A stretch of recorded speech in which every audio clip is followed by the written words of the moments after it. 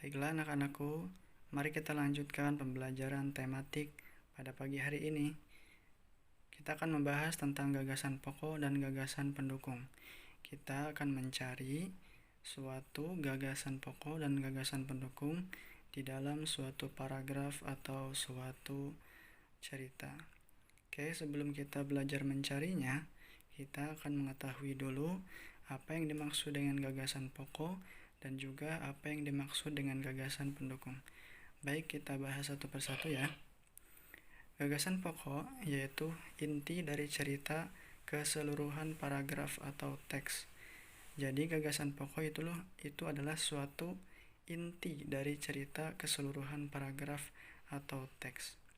Kemudian yang dimaksud dengan gagasan pendukung yaitu kalimat-kalimat yang memberikan informasi tambahan dalam suatu teks atau paragraf. Jadi gagasan pendukung ini adalah suatu kalimat yang menjelaskan gagasan pokok tadi. Jadi berupa penjelasan gagasan pokok, itulah gagasan pendukung. Oke. Selanjutnya yaitu cara menentukan gagasan pokok dan pendukung. Ada 3 cara dalam menentukan gagasan pokok dan gagasan pendukung. Yang pertama yaitu membaca di awal dan akhir paragraf. Biasanya gagasan pokok itu ada di awal paragraf atau di akhir paragraf. Kemudian yang kedua yaitu dengan membaca keseluruhan teks dan menyimpulkan apa yang menjadi gagasan. Jadi yang kedua caranya yaitu kalian harus membaca dulu seluruh teks baru kalian simpulkan menjadi suatu gagasan. Dan cara yang terakhir yaitu mencari kalimat utama dan kalimat pendukung terlebih dahulu lalu menyimpulkan menjadi gagasan pokok dan gagasan pendukung. Itulah cara-cara dalam menentukan gagasan pokok dan juga gagasan pendukung. Baik, kita masuk ke contoh ya. Di sini ada suatu paragraf yang berjudul batik. Mister akan bacakan ya.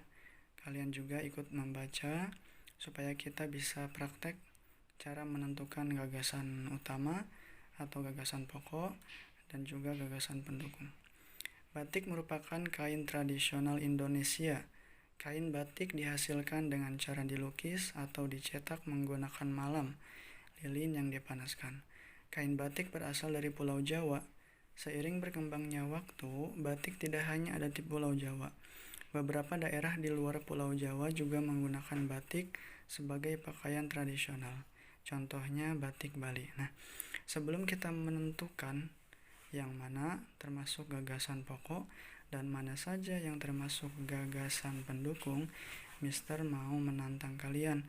Kira-kira mana nih yang termasuk gagasan pokok dan mana yang termasuk gagasan pendukung?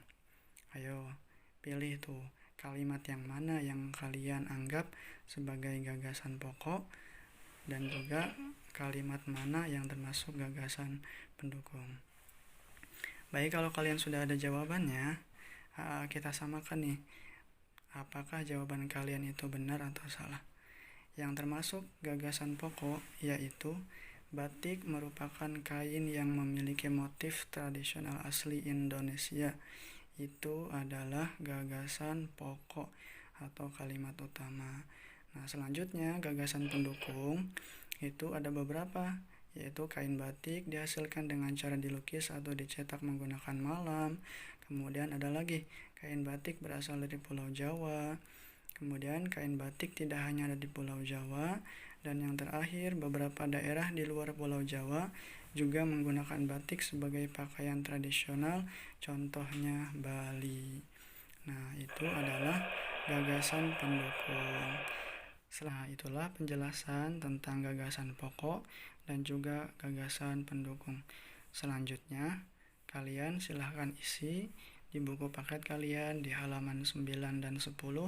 Di situ ada cerita yang berjudul Suku Bali. Di situ ada 4 paragraf, silahkan kalian isi.